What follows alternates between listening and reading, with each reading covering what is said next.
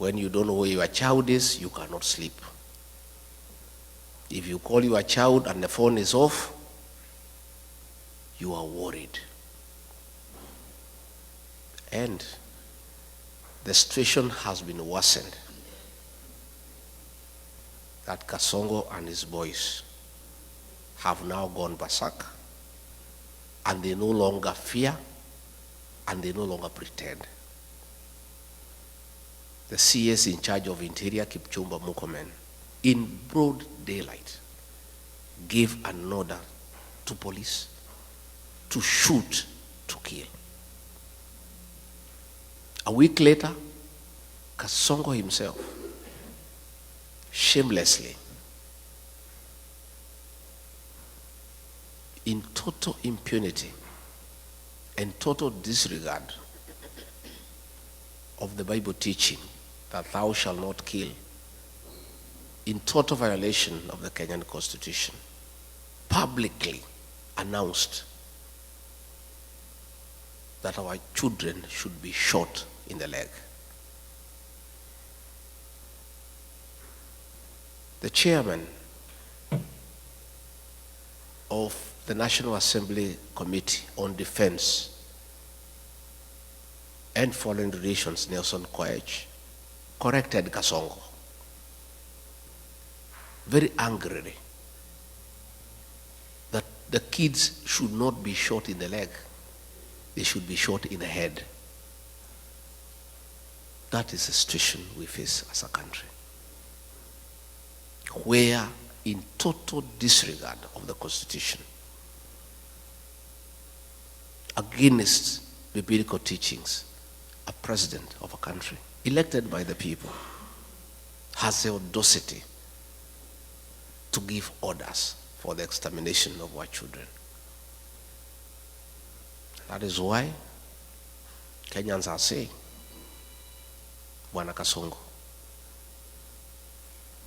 even if you pipe milk to our homes, even if you build roads made of gold,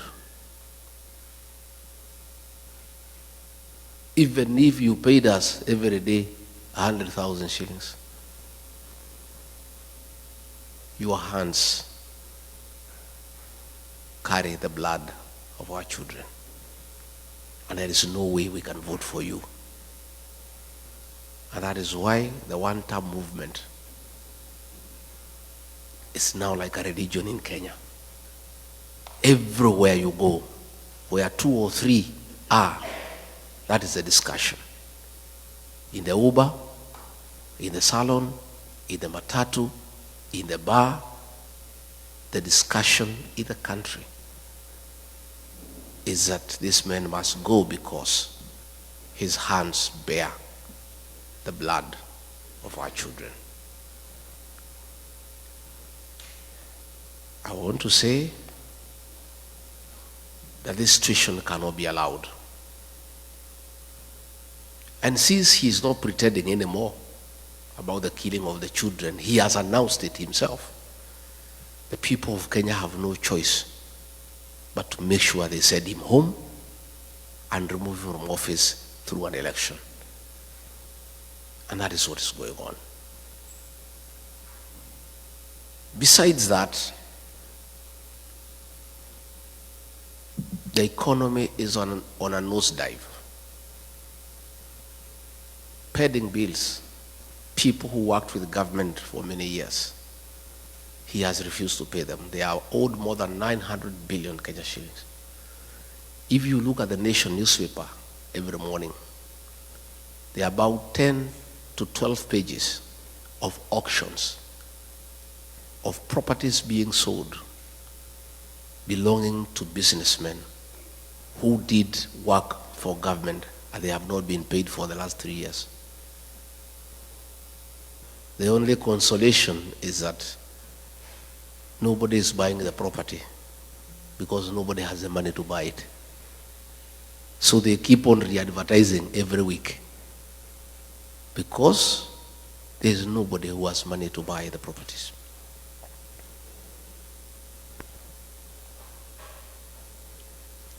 William Ruto found a working education system. President Mwai Kibaki, the third president of the Republic of Kenya, the greatest leader of our time, brought free primary education, and President Uhuru Kenyatta improved it by extending to secondary schools and also bringing 100% transition from primary to secondary school. He found a working university financing model and a help, a working system most of you went through, including I, that he put it aside and brought something that is not working. As we speak, many university students are at home. They cannot access university education. Most principals of secondary schools and head teachers of primary schools are living in fear and in hiding because of being auctioned. The schools are being auctioned because they have not paid suppliers, because money meant for capitation has not been provided by government. So the education system is facing near collapse. The health system, and you people here in America know how important and critical a working health system means to our people. He found a system called NHIF that was struggling but working, that needed improvement. The people at NHIF had come up with a program that needed 800 million Kenya shillings to reform it and make it workable and compliant with the present times. Kasongo came and discarded that system and brought something called SHA and SHIF at a cost of 104 billion Kenya shillings, money that he is stealing with his cronies. And despite stealing all that money, the system is not working. And you people know that because you have parents back at home. You know when they go to hospital, they cannot get their bills paid by insurance. Again, that is something that he has destroyed. He came up with something called the housing levy, ostensibly to construct affordable houses for the people of Kenya. It is not the work of government all over the world to construct houses. Governments put up roads, water, electricity, drainage, sewage. It is the work of the private sector to construct houses. But he has put it by force because he has business interest in company with some Asians to supply cement, steel, and iron sheets. So the whole affordable housing scheme is about corruption. It's about conflict of interest. Again, you find in agriculture, all the sugar factories have been sold to Asians in partnership with Kasongo. Last week, despite us having rice in Moya and Ahero that has not been bought, that is in the stores, he has authorized the importation of 5,000 metric tons of rice, duty-free, that will come and kill the rice farmer in Moya and Ahero. So you find, because of state capture, the president is in business in every sector. He is competing with every other businessman. And because of his advantage as president, he has killed all other business people. He's doing all the businesses in Kenya. I remember when we came into office, there's something called e-Citizen. It was an app that was being operated by some private people and doing some little work for government. And when he came, he brought a lot of issues saying it is wrong for anybody in the private sector to collect money on behalf of government. And he said the Ministry of ICT must take up e-Citizen. Little did I know, he wanted the owners of e-Citizen to come into the open. So when they came, he negotiated with them, took 80% of the business and said they should continue, and ordered all government services to be onboarded through e-Citizen. Out of every 5 shillings that is paid through e-Citizen, he pockets 3. That is not enough. The Auditor General has reported more than 10 billion shillings collected through e-Citizen cannot be traced. So what is happening in Kenya is that we don't have a government. What we have is a criminal enterprise, theft of public funds, where the president has taken over all the businesses in the country. He's the chief procurement officer, he's the chief accountant, he is a supplier, he is everything. And nobody can ask a question. And that now brings me to explain to you why we fell out. I believed this man because he came with a Bible, and I'm a Christian. I'm the husband of a pastor. So when you come with a Bible and say you are saved, I believed this man. And all the things he told me and told the people of Kenya, we believed. I did not even have an MOU with him. We never wrote any agreement. I believed everything he told me. But when we arrived in government, it's a one-man show. He makes all the decisions. And all these decisions are selfish. It's about him. He's a businessman. He doesn't care for the country. And I started telling him this is wrong. Within a very short time, he captured Parliament. Parliament cannot ask a question. He captured the Senate. They cannot ask a question. He compromised all institutions of oversight. Nobody can ask a question. The only person who remained who could ask a question was Tinga, Raila Odinga. And he told me, we'll look for this man. He loves money. We'll give him some money. He'll also keep quiet. And sure as December 25 is Christmas. The way, I'm telling you, just as sure as December 25 is Christmas, the way Osinde has explained, the man is eating and hence observing table manners. He cannot speak, his mouth is full. So the two are one and the same. And you know, sometimes we were debating. Okay, William Ruto is a great mistake. It's a mistake we have to live with. We made a mistake. I made a mistake. And I've apologized to the people of Kenya. But what was the alternative? Had we elected Raila Odinga, the same thing would have happened. The two would have crossed ranks. They start eating together the way they are doing today. So we are just saying Kenya was presented with two unpleasant choices. There were two hyenas, but they were different. One without teeth and one with teeth. And I think to a certain extent, President Uhuru Kenyatta was right. Probably we should have gone for the hyena without teeth because it will not finish us in one day. Yeah? Si ingetukula pole pole. Sasa, mimi, Rigathi Gachagua, decided to go for the hyena with the teeth. And it started with me.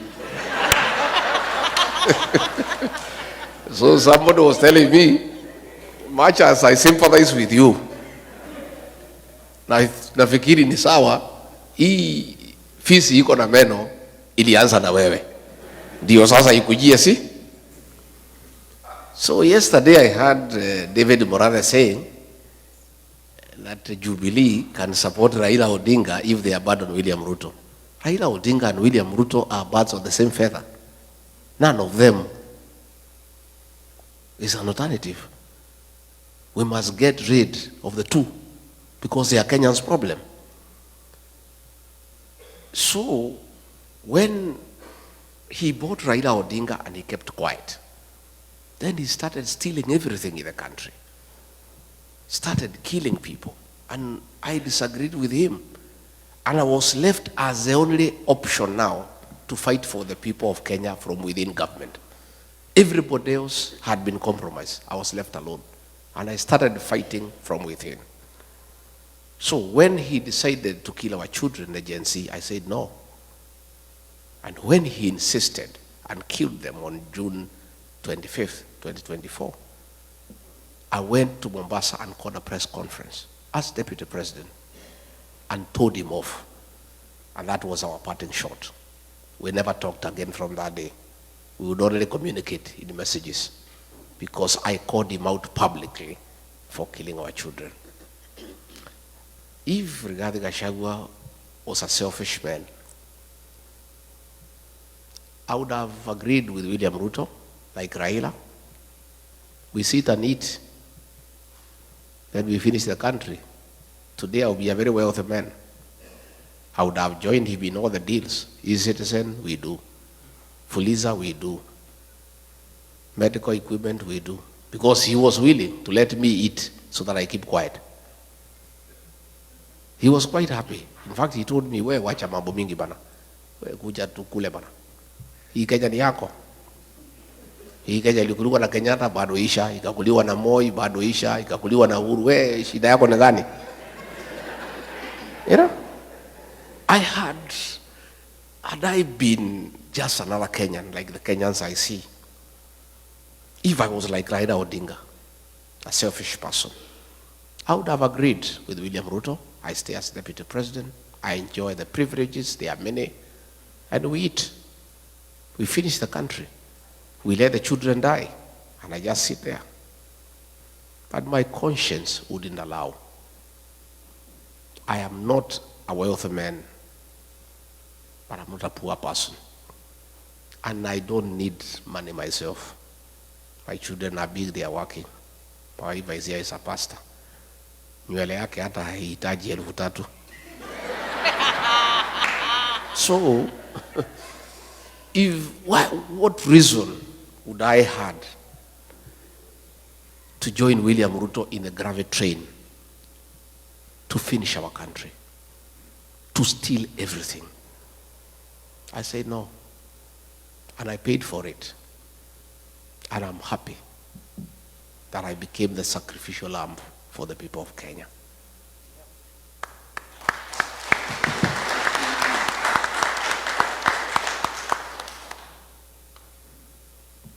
We will fix our country, and I want you to be comfortable in the knowledge that the darkest hour is just before dawn. Our dawn is coming. The mood in the country, people of Kenya have made a decision. And nothing can change that decision. In fact, it's only that it's far away. Ni mbali sana. 2 years is a long time. But we don't have a choice because we are democracy, and we don't want change through unconstitutional means. We want change through the ballot. So what we're asking is Kenyans to persevere, to be resilient, to be patient, and we'll make the change at the right time. I was worried before I came here that the level of impunity by the president is becoming dangerous because people are being killed every day. When we had Sabasaba, the government hired criminals to burn shops, to destroy property under police supervision. Policemen were shooting people without caring. Young children were killed, and the president did not care because there is nobody to ask him any question. And even when we complain, he doesn't care. I am very encouraged that through your efforts, the day before yesterday, the chairman of the Senate Foreign Relations Committee, Senator James Rich, tabled a bill in the House calling for a review of the status of Kenya as a non-NATO ally for several reasons. Among them, that William Ruto is working with the terrorist groups, most notably RSF of Sudan, where he is in gold business with Hemeti, and where Kenya supplies arms to go and kill children and women in Sudan. The Americans have complained that he has also been doing business with Al-Shabaab. The Americans have called for investigations on abductions, extrajudicial killings, use of police to attack civilians, and other violation of human rights. And within 90 days, an investigation will begin and a report to be made within 180 days. And there is real panic in Nairobi. I saw William Ruto today fumbling with words, trying to explain himself, but trying to digress from the real issues. He was saying that the Americans have a problem with him because he's having a relationship with China. And he is having a relationship with China because it's good for the country. But he's running away from the real issues.